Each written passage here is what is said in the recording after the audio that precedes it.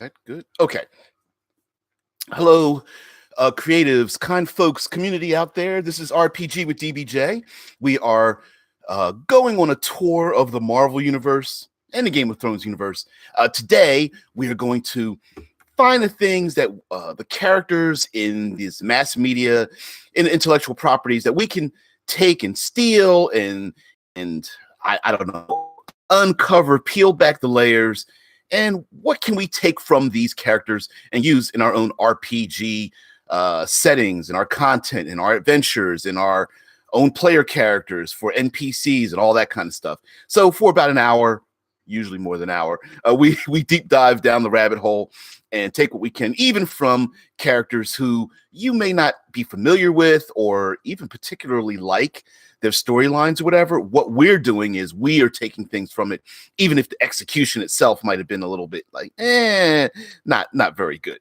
All right, so today we are diving into Captain Marvel, Carol Danvers. Now, for those who don't know, of course, there's a Marvel movie, and we're primarily focusing on the Marvel Cinematic Universe, just so that there's a simple frame of reference, not so much because the quality is better or worse than the background of those characters, especially with an extremely extensive and convoluted Marvel or DC or whatever comic book background they may have. We're just going to pull out the very tip of the content so that we can take it and we can all sit on the same page. So Carol Danvers is a military pilot. She is one of a number of women who are tasked with just performing missions and for the military and testing out experimental aircraft, spy missions, that kind of thing. Very much DC's version of Green Lantern, at least in this iteration. Captain Marvel, the Carol Danvers character, has gone through a ton of different iterations, most of which happened in her younger years, back basically between 1969 to the mid 70s, when she was called Miss Marvel, because, you know, every female character was Miss or Lady or Girl, you know, just like most of the guys were man or boy, guy or something like that with their code names. So as Miss Marvel, she went through quite a bit, but, you know, people have to go back, retcon things, wipe away some of the background. So essentially, she had been in the military prior to that as well. So this isn't something new, but she's in the military. She's part of a group of pilots that are testing out military aircraft and experimental aircraft. And of course, she's caught in an accident. That accident happens to have been spawned by an alien invasion force. Hey, kitty. Yeah, I know, kitty. Oh, silly. Have a seat. There you go. Yeah. Come on. Have a seat. The explosion happened to have been caused by an alien invasion force, as alien invasion forces are wont to cause. And for whatever reason you would like, whether the explosion, the energy from the explosion,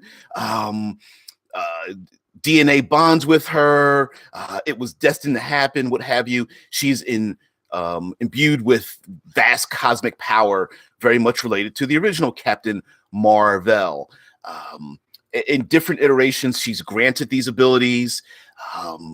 I believe at one point, the original Captain Mar-vell wore something known as nega bands, and the nega bands were like wristbands that basically allowed him to harness and focus quantum energy and photon energy. And that variation went back and forth for quite a bit as well. So she's taken up the new mantle of Captain Marvel, and i.e. she's flying around with energy. Now, of course, we're not here to talk about any we're not here to trigger people. We're not here to talk about politics. We are here for the creative purpose, positive energy only. So if you have those desires to either mention them or talk about them or put them, in the comment section or something like that, I would highly suggest that you go elsewhere. You can have those arguments with someone else. The fact of the matter is that in the Marvel Cinematic Universe, although some of the writers and creators have said she's the most powerful character, there's no evidence to that. So we're not even going to compare that. Okay, so Captain Marvel. What can we put? Vince says, "Did you like the movie?" 6.5. It feels like an early Marvel Cinematic Universe movie, origin movie. It didn't have a lot of for me. It didn't have enough wow factors. If you've seen movies before, and I know you've seen the Captain Marvel storyline. I don't feel like it had all the hoopla about her being the most powerful female character. Was just the movie had nothing to do with that at all. Period. I think sometimes people have their own. Here in the States, they have their own agendas and they try to find things and shoehorn them into their own desires. And that's a movie that really needed a shoehorn.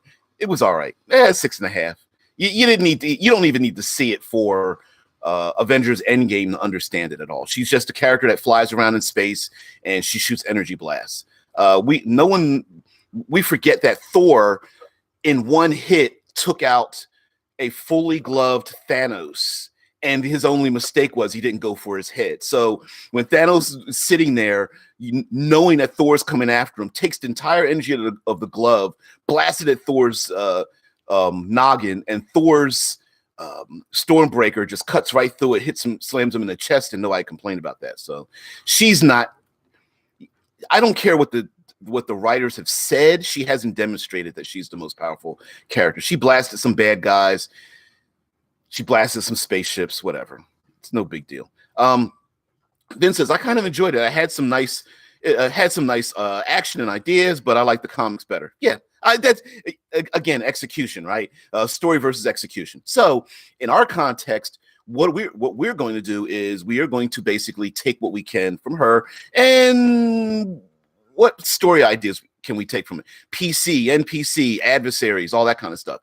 So for a PC character, for player character, pretty simple idea, right? This character is in a military type organization, is gifted with these abilities, and more likely than not will probably try to use them in a very organized military type fashion. One of the Dead Man Storyteller says she'd be a ranger. I would probably. I'm going to say, yeah. I'm going to agree with you. She operates individually, much like those people who are in the military tend to be very. They are self-motivated, especially in the higher level special forces.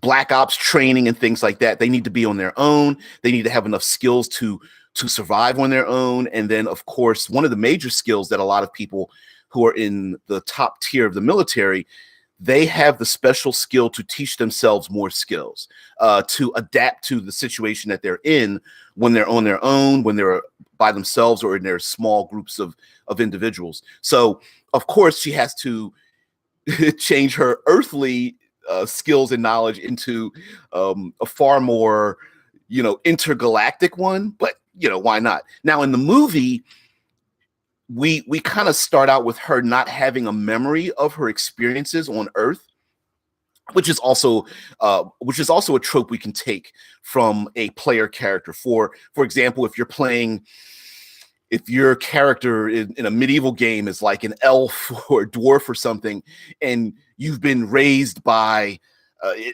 in another plane of existence, or your dwarf has been raised in a group of tribal elves or something like that, and you have no memory or of your past, or maybe you were just raised by them because they found you and raised. That is a trope that is used quite a bit. Maybe a little harder to shoehorn into 5th edition. For me, it would just be quite easy. Just take two take the racial, I'm just making this top of my head, right? If you want to play a dwarf that was raised by elves, I'd say, okay, take the physical component of dwarves, but then take the racially, the cultural elements that are taught by elves and then mix the two. But some people might balk at that idea, but whatever the case may be, it's the tiefling raised in a human tribe or something like that. And this individual comes to terms with their own identity. Now, another trope that you can combine with this character would be Jason Bourne. Jason, the Bourne movies, where you have this individual who has a number of skills, abilities. If depending on what role-playing game you have, whether it's Dungeons and Dragons or modern or sci-fi, the character could have a ton of skills, a bunch of abilities, a vast suite of abilities. Like Deadman says, as a ranger, being able to survive in a hostile environment. Like, Jason Bourne is like, hey, I don't know who I am, but I know, how fast I can run at this altitude. I know that the most likely the guy sitting by the bars is carrying a weapon and all that kind of stuff, looking at the corners and exit ways. But he's like, I don't know who I am. This Captain Marvel character could be the same thing. If you're a player character, maybe you want to have a background that's unknown and put it in the game master's hands. Like, listen, here's my character concept, but it doesn't quite fit into the world. Could I just not have a memory of why I'm here? And then the game master could go, yeah, I don't really have, it's the eternal argument of like, I don't have drow elves and I don't have dragonborn in my world, but you want to play that. All right.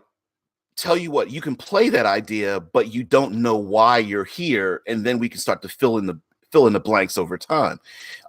And of course, being granted these special abilities or powers or like sorceress powers or things like that, maybe these skills came from somewhere else. And of course, you have the idea that there's some kind of adversary out there who wants to recruit you back to the fold or steal your special abilities or harness them, which combined together, of course, it's a great trope. The Green Lantern idea of I've got the ring and the lantern, and now everybody else is trying to kill me because I have this thing or this knack for doing something.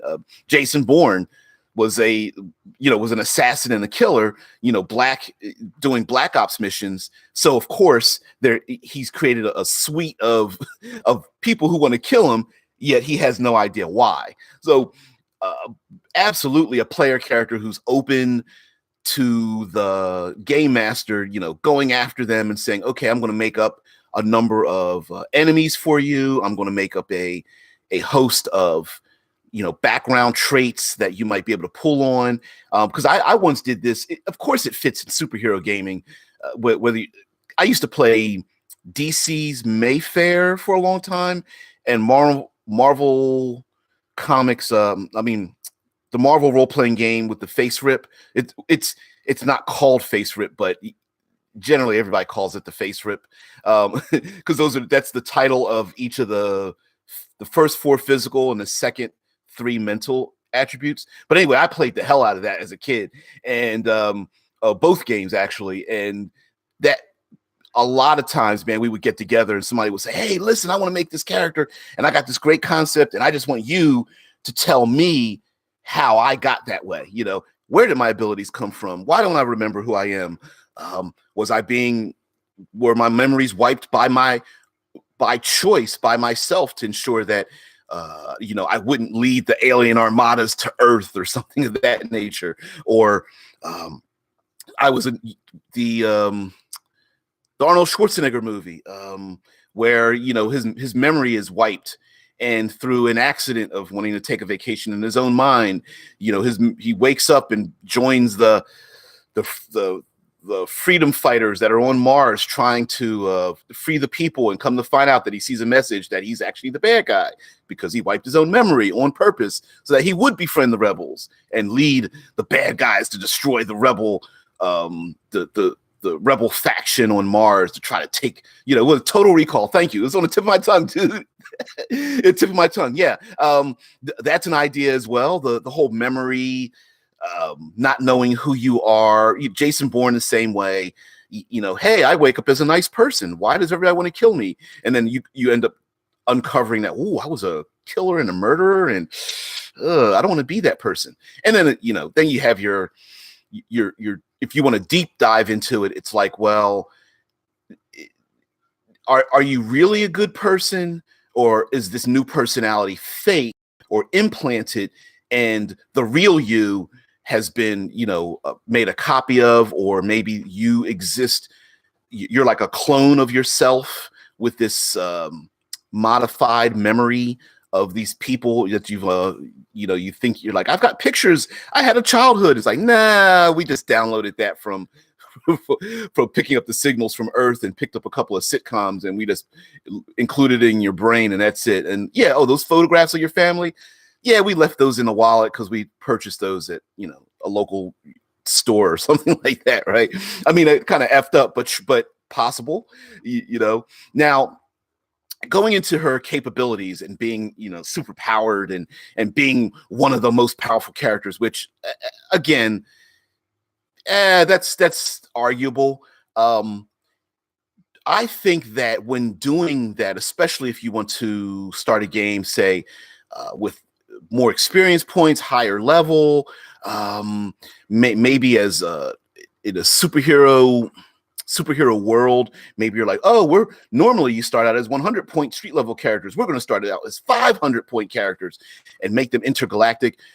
Basically, this is just a way of being able to tell bigger and grander and world destructive stories, as opposed to saving the rec center from the evil politician that wants to knock it down and build expensive condos, right? It's just basically going into another realm. Dungeons and Dragons, very commonly, we want to go to other planes of existence and fight Cthulhu and destroy Demogorgon. Hey, kitty, I know you're trying to come up here. So that very much is like, hey, we're going to start. How many times have people said, yeah, we're going to start out 8th level characters or 10th level characters, or hey, you guys know the rules, let's all make 20th level characters and go and stomp on a Tarask or something. Her character perfectly fits into that. And you could also make the comparison for like a Captain Marvel, that those abilities or suite of abilities might come from a particular source.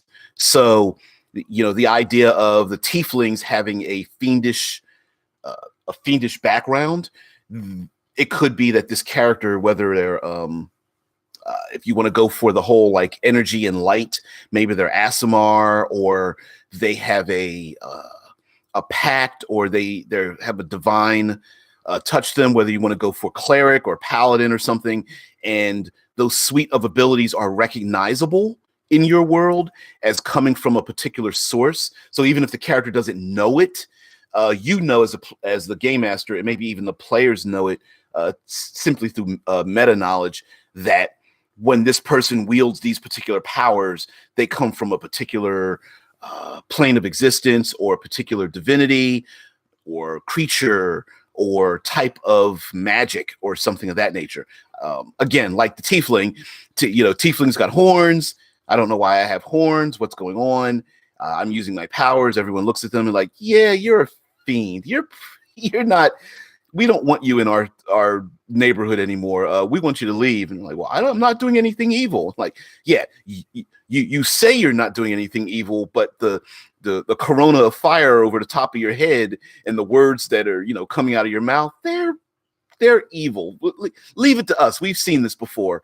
Eventually, your head's going to spin around in a 360, and you're going to start vomiting up pea soup. And we don't want to be here when you do. So that's the other thing. Now, for a player character, one of the, I don't want to call this a problem, but that's the only descriptor I have, is when a character has like military training, the hardest execution is trying to describe a character with having a personality when military training very much supplants the idea that they have particular like quirks and weaknesses and things. And so a good idea would be to steal a ton from your favorite like military movies, whether it's like Black Hawk Down or Apocalypse Now, or like there's a ton of military movies, and the camaraderie that happens in those military movies where there's the camaraderie comes from the training and the crucible of combat, and how they're able to both, everyone has their own personalities, but they also blend together very well. And so I can imagine her being very much like a team player in terms of getting the work done. Like, we've got to break into this, castle or something, or this armored fortress. And she's like, okay, I'll go to the left, you go to the right, and we'll meet in the middle. And then we'll be on radio frequency or some kind of like heads up display or something. And so working together as a unit, as a team, like maybe they are like hostage rescue or special forces, like Green Berets or something. But within that context, they also have their own personality. Maybe she, just like Captain America and Black Widow have their little banters going on while they assault a cargo ship being taken over by terrorists. This could be the same thing as well, trying to throw in something, because it can be a little dull if someone is just like, I am hyper focused on the mission. I don't have my own personality.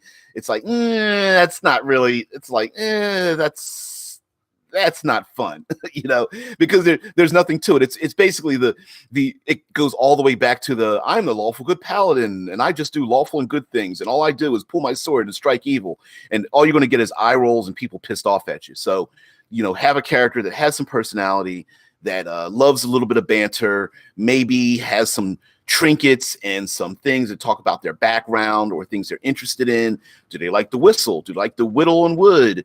Do they like to tell, small little anecdotes or make funny or cringeworthy jokes? Do they like to play practical jokes on people by leaving sand or pebbles in other people's shoes? Do they make a great meal on the road, as she's trained ranger? Does she make a great meal out of the simplest things on the road, like, hey, grab me some of that bark and pull me some of those grassy shoots? And everyone's like, that's terrible, like that's cardboard. No, mix. Wow, this tastes really good. That might be a thing.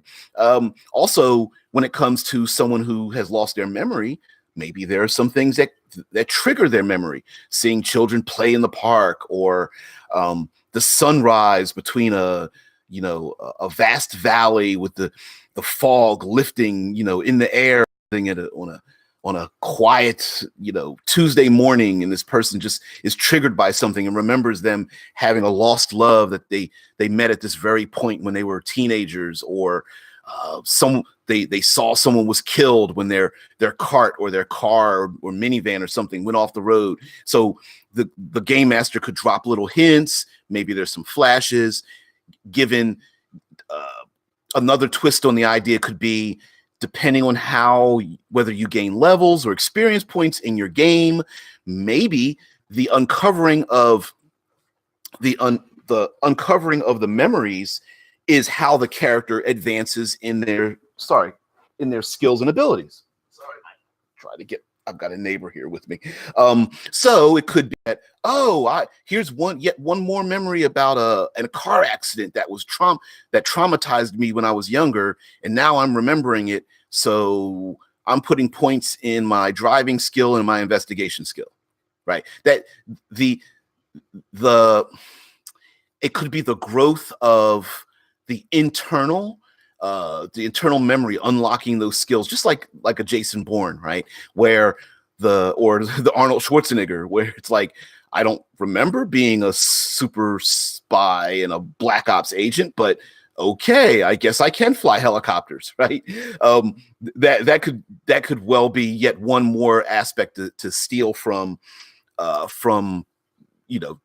mass media and place into the game. So for Captain Marvel as an NPC, Captain Marvel as an NPC could very much be used as, for example, let's say you have a intergalactic war, you have a war in another realm in your medieval world, or in a sci-fi setting or even in a modern setting, she could be a military commander, maybe even placed into the leadership as captain, because so many other maybe the war has gone so bad that the other military leaders were killed.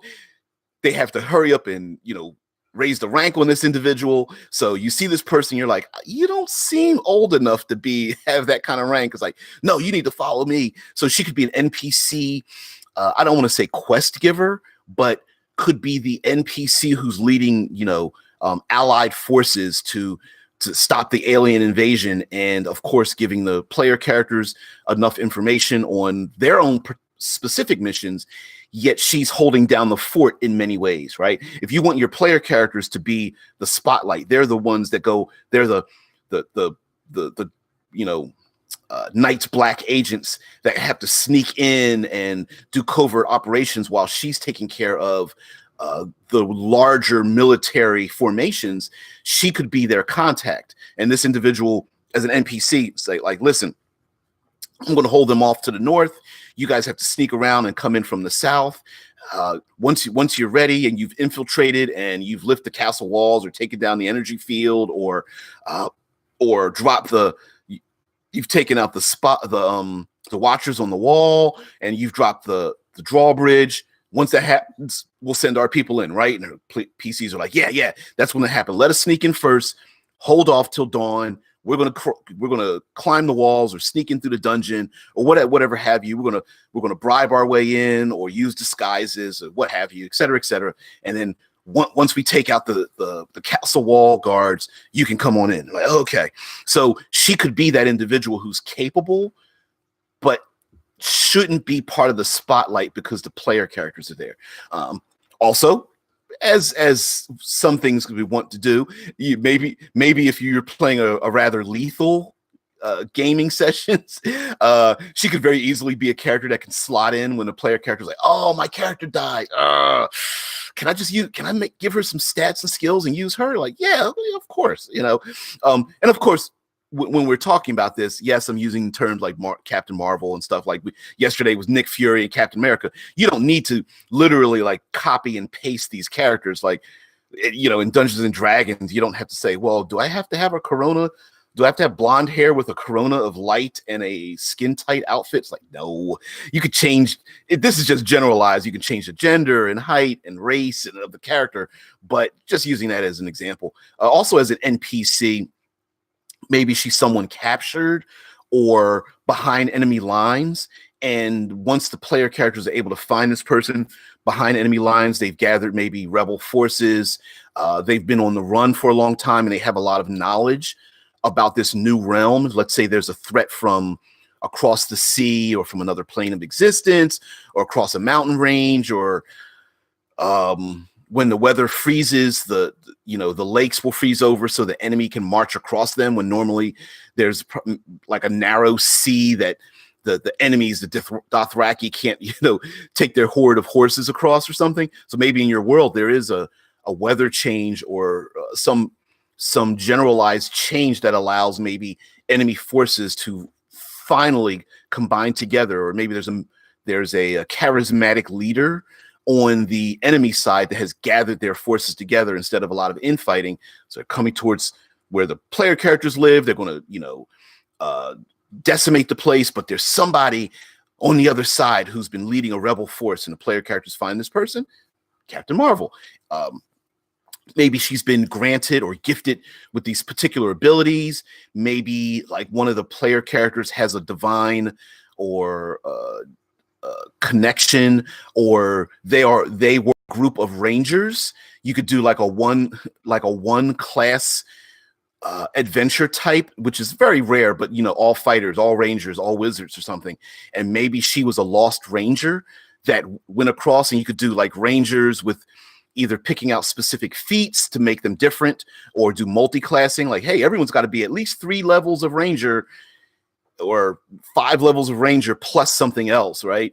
And so all the player characters might be like, yeah, we have evidence that she could still be alive. So the player characters go, and maybe they find her, they hook up with some rebel forces. So now, of course, they are behind enemy lines, but hooking up with these rebel forces allows them to extend their footprint of impact. So, for example, if the player characters maybe rescue innocent villagers, and you want them to rescue innocent villagers, but you really don't want them to have like 35 innocent people who can't run and fight and defend themselves hanging in the background. She could be I'll protect them and defend them while you guys do the important stuff, i.e. you guys are in the spotlight. I'll just sit back here and operate, right? So that could very, very well be that kind of character, very capable, very powerful. And lastly, if she is one of the most powerful characters, just like in the comic books, we have ourselves the Phantom Stranger, we've got the Watcher, we've got these characters who, well, Nick Fury was kind of in that group when we talked about him the other day, is the I'm powerful enough to get you there, I'm not capable enough, or I've got other responsibilities so that I'm not going to be involved in it, right? It's the typical, like Vince said before, it is kind of lazy, but it's the typical, hey, I've gathered you all together to solve X, you must do Y to achieve Z result. And oh, why can't I go along with you? Well, I can't go along because I've got to save these other people, or I've got to return back to lead my nation, or I've got to, you can always have those excuses. So maybe she opens up a portal to another realm. It's like, you are great heroes and I've heard about you. I use my power to open up a portal. If you step through there, you only have 3 days before you can come back, and I'll be here to open up the portal to let you back through. And the players are like, great. Why aren't you coming to the abyss with us? I can't. I must lead the people who are in the millions of people who are in danger from the incursion from the abyss or something, but it's up to you to stop them. Yeah. Is it kind of lazy? Sure. But the powerful benefactor that comes down, gathers the heroes, sends them on their way, pats them on their little bum bums, go save everybody, and sits back and waits. That is a common trope. Can we say Elminster? Can we say Gandalf? It's like, yeah, I'm powerful to fight off a Balrog, but this story is your story. I can't be involved in your destiny, but yeah, it's still given the right circumstances, it actually does make sense. It's why the military sends in special forces to do something that requires a scalpel rather than a hammer. It's like, yes, we can bomb that nation, or we could, it's why people don't use nukes. Right?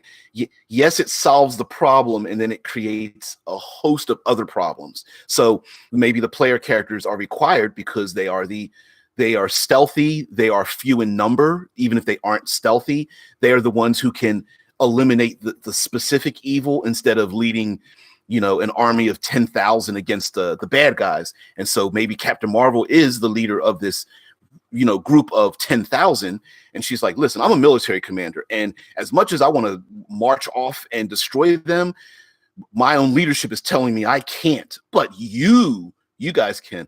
Dead Man the Storyteller says Paladin used a feeble old mage as his avatar in Dragonlance. Oh, the Dragonlance. Yes. Paladin used a feeble old mage as his avatar in Dragonlance. Yes, there is. Well, that is also a very common trope. The Odin appearing as an old man to give Thor an instruction on something, and of course, for some reason, Thor never sees through the disguise that Odin has or something. It's the old quest giver that walks into the tavern with the player character sitting around the table like, I have this old map and I could never do the blankety blank.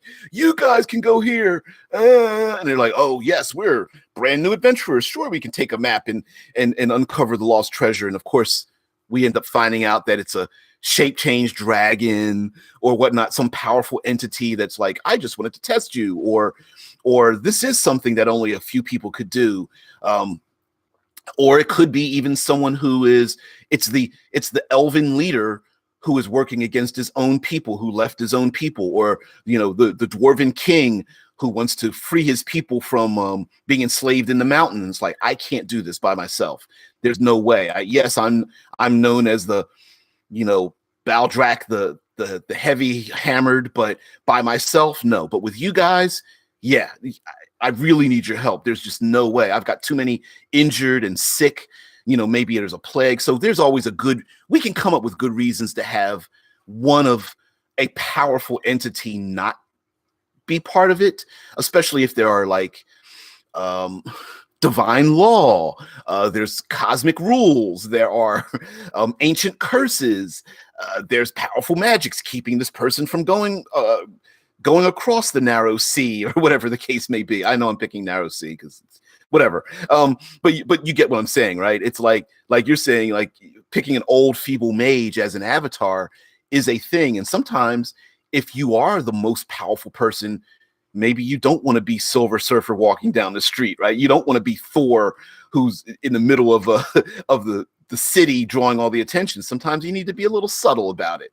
And so the Captain Marvel character has to put on the cloak and the disguise just to hire or convince this ragtag group of heroes to do this particular thing. And later on, they're like, "Oh, you were a gold dragon. Why didn't you do it yourself?" Like, because of our pact we made with the other scaled kind, we cannot take part or intrude on each other's territory. So I wanted to send you over to the Black Dragons, territory as independent agents, because I could never raise my hand. The other dragons would kill me or cast me out or something like that, which is always a thing, right? It's the ordering with the giants. We've made a pact not to intrude, or that each person is at their own level. And, listen, you do you, I do me.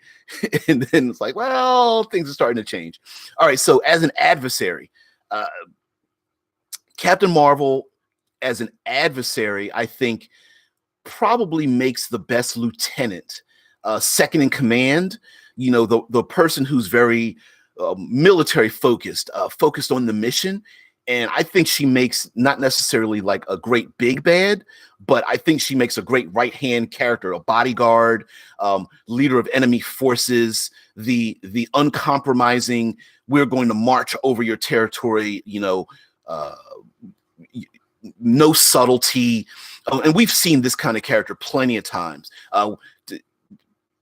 Pick your favorite 007 movie, and whoever the big bad is in that movie, or even a Mission Impossible, there's a bad guy who's like, got the cat on their lap, like myself, and it's stroking the cat's head. And then they have the big burly bad guy, the bodyguard, the person who is the Black Ops agent. Is like, oh, I can't, sit in the background. I can't wait to challenge them. And so maybe she is this extremely powerful entity who's just waiting to get into the fray and join in, fight the good fight, because they're bad guys. Of course, in their head, they're thinking of doing good, to fight the good fight against the player characters. It's the Lich that has the Black Knight, and she could represent the Black Knight, where it's like, just point me in the right direction, and I will defeat all of your enemies, that kind of thing.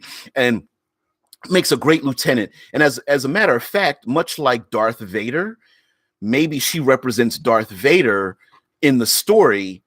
And then when the players uncover more information, you find out, oh, Darth Vader isn't the big bad. It's Palpatine that's the big bad, right? That's listen, giving away a couple secrets here. That's the great way that we have as dungeon masters and game masters and storytellers, flame tenders, where your player characters, it looks like they're pretty much going to wipe their ass with your bad guy, and you're like, oh man, I wanted this to be so much tougher. Okay, I know. There's an even bigger bad behind my big bad. So Captain Marvel might be the lieutenant, the Darth Vader, the cosmic energy wielding enemy forces. We fight her, we take her down, and wait, what? You're working for who? I'm the Black Knight, but the Lich, my betrothed to sacrifice her humanity to live forever, she's going to be the one that's going to take over. I'm just the Black Knight. I am a right-hand man, and I will dedicate my life to her service or something. And they're like, whoa, we had to fight the Black Knight, and this was tough. There's someone above the Black Knight. Ooh. And that's how easy a trope is that as well? The evil wizard who's been given power from an ancient evil, and then that ancient evil is rebelling against their own kind from the nine hells because there's an even larger evil above them because the wizards, wanted to gain this power by summoning this fiend from the nether reaches, and then it's like, well, there's an evil, even greater evil above them. So yeah, great, very easy to steal a lot of these tropish things, reskin them, just wipe out the serial numbers, rename things, and you're like, oh, okay, we can use that as well. So as a big bad, it's also a good excuse for. Let me go backwards a little bit here. We have a number of good aligned or traditionally lawful and or good creatures in our monster manuals, the celestial spirits versus the fiendish spirits, and we often don't get a good opportunity to use them in our games because, well, they're good, and if our players want to be the good guys, it's like, well, why would they fight? Well, of course, you have the idea that if the players are playing an evil campaign for good or bad, that's where you start pulling out your good aligned creatures. So that's pretty easy to do. When the players are good guys, but you want some adversarial combat with other good creatures, it could be that they both are doing it for the right reasons. They're just taking different methods to get there. So this Captain Mar-vell character might very well be good. She wants to follow the law. Maybe there's a specific like anti-conflict treaty, and she's running the military, or she's an individual that's been sent by the military to stop the PCs, and the PCs are like, no, we need to go into enemy territory and take them out. And she's like, but we have a treaty. I understand what you're trying to do, but I need to stop you. So Captain Mar-vell could be emblematic of a core of so-called good aligned creatures or NPCs or adversaries that are working against the player characters. A good example would be a vast major city of 1 million people is being defended by a great lord and a powerful paladin, but they have to pull back their forces around the city walls because the major cities got hundreds of thousands, maybe even 1 million people in there. But there are a ton of, in the outer realms, 20 miles away or more, where there's small villages and farming communities, and maybe they weren't notified that, hey, you've only got 2 days to get to travel to get back into behind the city walls and behind our defensive forces. Otherwise, you're just going to be left out there in the open. And so the tactic could be, don't let the enemy know what we're planning. And so the player character is like, wait a minute, we're leaving innocent people out there. There's hundreds of innocent people. And of course, the city might say, well, we understand that, but we're going to have to accept those losses because we've got 10 times, 100 times as many people back in our main city, and it will alert the enemy. We won't have the element of surprise. They're going to think that we didn't prepare, and we want to draw them into our trap. And so there could be two versions of people who want to do the right thing. A city that wants to protect its major ports and as much of the population as possible to draw the enemy into a pincer attack, and the player characters might be the ones who are like, no, we need to go save these villagers as best as possible. They're innocents. They don't need to die because of our military tactics and machinations. I.e., player characters leave the walls, they go out into the wild to fight the enemy hordes that are coming in, and then, of course, on their way, the good guys, i.e., the Captain Mar-vells of this world, whether they're paladins or space rangers or whatever have you, to go out and stop them. And so they could be on the same side, but they're just put in a position of having conflict with each other. Now, does it mean that blood has to be drawn? Yes, no, maybe so. So could it be a lethal thing? Like, listen, if you leave these walls, we're going to have to kill you, player characters. And player characters go, well, you got to do what you got to do. We're going to save the villagers because that's how our moral compass is going, as opposed to following the letter of the law. A Dead Man, a Storyteller, says, in real life, World War II London was bait for the Germans to expend their bombs. Exactly.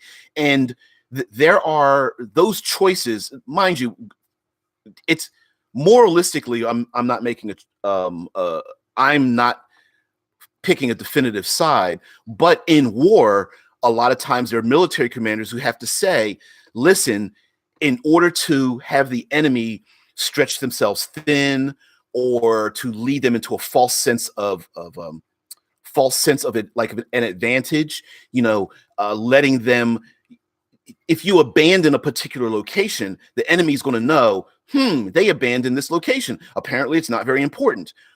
But if they leave people there, innocent people, supplies, even some of their own military, and not say anything to them, they will fight back ferociously, and the enemy will go, great, they're defending this ridge. We need to take that ridge. Whereas the person who set up this pincer move is like, great, now they've fallen into my trap by engaging my own people, and I know my own people might suffer from this. I know innocent people are going to get bombed and whatever, but the enemy is expending their resources. They're drawing their defensive lines thin. They are leaving their entrenchments to expand out further, which means supply lines have to stretch, communication has to stretch, and then you can cut off those lines and cut off the tail, cut off the head of whatever is moving forward.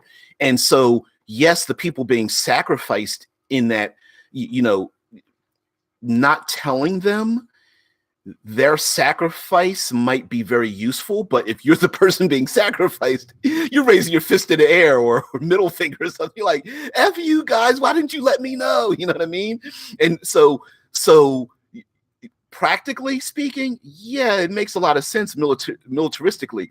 On the ground, that's a hard thing to swallow, especially if you're that innocent person. Like, wait a minute, I've got my family and kids here. You could have told me I could have left and you didn't. And again, a great way to create conflict amongst good versus good, lawful versus lawful creatures and things.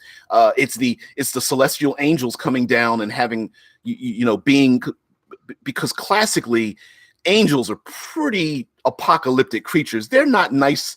They are not all beautiful and charming and gentle. Many of them have been known to slaughter people by the thousands. And so, yes, from afar, the angels are like, yay, they're coming out of the sky. Close up, you're like, please don't cut me down like wheat. And of course, here comes the flaming swords. Get out the way. And so, yeah, Michael, the archangel, yeah, right. Michael and Gabriel calling the hosts of angels and such. That kind of interplay has been done before. And why not play with that, where you're the mortal in the middle of this fight between the celestials and fiends, and Captain Marvel-ish character could be leading the celestial host down to earth. And hey, if evil's entrenched in this village, let's just wipe out the entire village so that evil can't spread. And the player character is like, whoa. Hold on a minute. Not all these people are evil. Maybe if we start asking some questions, we've got abilities too. You guys are powerful. You can see who's good and who's evil. And well, we don't want to we don't leave witnesses or make a mistake or something. Or what? It's like, yo, hold on. So very much she could be a leader who, of course, in their own minds, as most of us are, in our own minds, we think that we're doing the right thing based on our perceptions of what's going on. If you're a low-level soldier, you don't want to be bombed to death. But if you're a high-ranking official, you know that low-level soldier needs to be left out there so that it leads the enemy into a false sense of security, right? So using military tactics and things like that. And mind you, just like you mentioned, in real life about World War II, Dead Man, we have enough information. We can do, Wikipedia, Google Foo, just do our little Google searches to find some of these, historical, combat related encounters and reflavor them in our own world. And of course, they don't need to be modern day. You could pick battles across the entire nation, whether it's, the Mongolian hordes or battles in Thailand or in Africa or, in Norway or something like that. Just use your own culture or do some Google searching for other battles, or even come up with like, I really want to do this battle where it was only supposed to be a few hours, but it took months. Type that in and do a search, and then you might come up with I don't know. Most combat is foobarred, effed up beyond all recognition. So what is it? I brought it up before. Black Hawk Down. We're just going to go into Mogadishu and fight kill the warlords, and the warlords sitting there smoking a cigar like, no, you're not. It ain't that simple, guys. And of course, the military commanders in the background, well, we can't really give you helicopters. We can't really give you these supplies, but we still need you to do the mission. It's like, really, guys? That's it? Dead Man Storyteller says the Great Wall movie. Really? You're going to bring that up? No. But seriously though, yeah, it's the we need to defend ourselves against the horde from the other side. And of course, you have some people who are like, no, there isn't a horde on the other side. And then there's the other people who are like, yeah, there is a horde on the other side. We're not going to win. Why are we even going to defend it? Et cetera, et cetera. And the PCs might be the ones in the middle. Like, what do we do? And this Captain Marvel-ish character could be extremely charismatic and could be opposed to the player characters, because the player characters might come across as like very like pragmatic, like, listen, here's the issue, here's how we solve it, done. And she could be the foil. She's like, no, we need to do this other thing. And the player characters are like, giving them the evil eye across the room, like, you're always foiling our plans. I know everyone respects you, but and she's sitting there, golden-eyed and alight with a corona of fire and light and sunshine, and the player characters are like, oh, really, another golden, blinding paladin in our midst? Great. but true, but it's a possibility, So, oh yeah, Captain Marvel, outwardly a little dull in a way. Hey, I was military. I've got great powers. I'm going to do the right thing with my military might. But again, it's finding the nuance in it, whether it's memories, whether it's having these abilities come from a different source. Maybe this Captain Marvel character who has these great powers meets one of the player characters who's like a cleric or wizard or something. And it's like, wait a minute, we're related somehow. Maybe not by blood, but by the influence of something else. Going into Game of Thrones, it's the characters who, worship the Lord of Light, and how different they are. Melisandre different than I was about to say Boromir. Doesn't matter. Man with the flaming sword and the one eye, right? You get what I'm saying. It could be different abilities, different power, different worship coming together, and both of them looking at each other like, wait a minute, you're not like me, I'm not like you, but we're given instructions by the same forces. We're blessed by the same power. We've been, I've got the same, I don't know, birthmark on my arm or my neck or face or something that grants you the same powers I have, but we're on opposing sides. What's that about? And so that, again, could be a clue as to how to solve a situation, to work together, or could very easily be animosity. Well, I'm going to prove to my patron saint or whatever that I deserve these abilities and not you, because you're not following the right and just and true way, with which we've seen plenty of that in our real world as well. The my God's better than your God, or my service to God is better than your service to God kind of thing. Unzipping the pants and pulling out the genitalia and trying to take some measurements, right? That is a common thing. And not being male doesn't mean it doesn't happen at all, right? I'm sure there is an appropriately equivalent exposure of the genitalia in any gender form. So yeah, absolutely, that's a big thing. And it could be that the player characters are cast aside because of their ranking, maybe their experience, or where they're from. Maybe they're just assumed, oh, you're one of those dwarven people, or you were born from the northern reaches, a bunch of barbarians. Now you're going to try to tell us what to do. We've been here 7 generations, and it's like, Yeah, and you're still in trouble.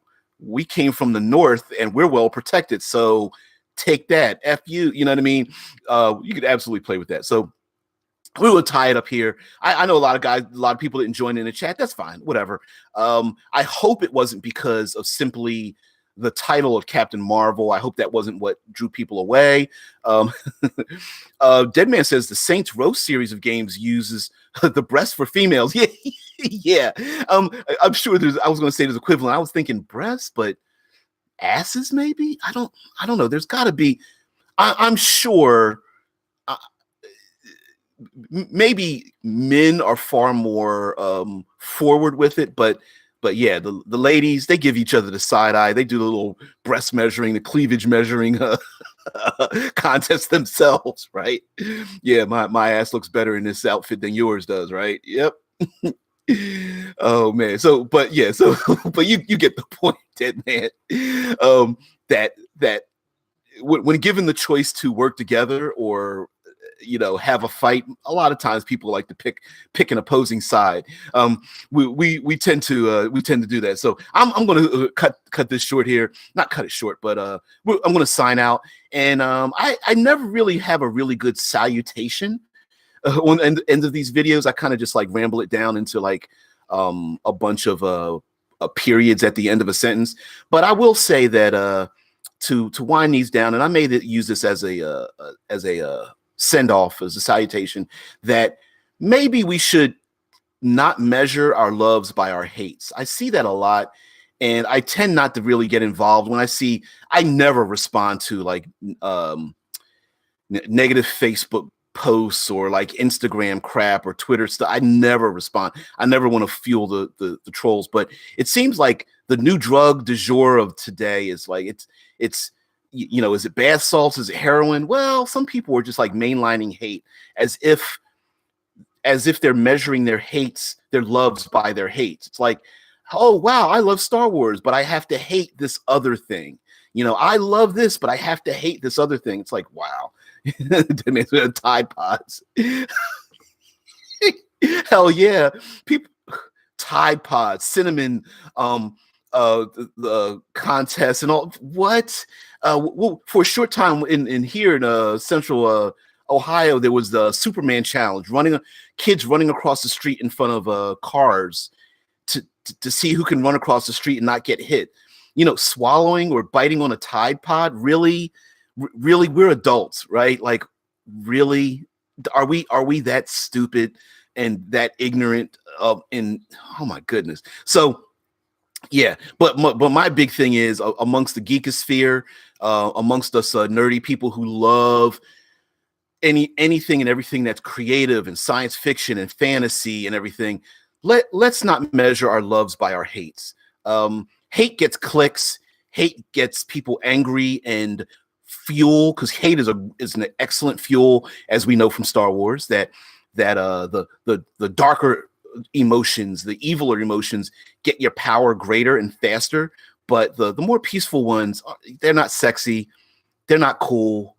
You often get teased for being passive and kind of square. But in the long run, I think it's far more longevity. I believe it's just more sensible. It's more honorable in many ways. And so, yeah, let's not measure our loves by our hates, guys. So, guys, everybody have a great day. When I sign out of here, I will activate the next one for tomorrow. I hope you are impressed by what's going to come tomorrow and Friday. Friday's going to be Thor, but tomorrow, we'll take a look. You'll see. Guys, everybody have a great one. I'll see you.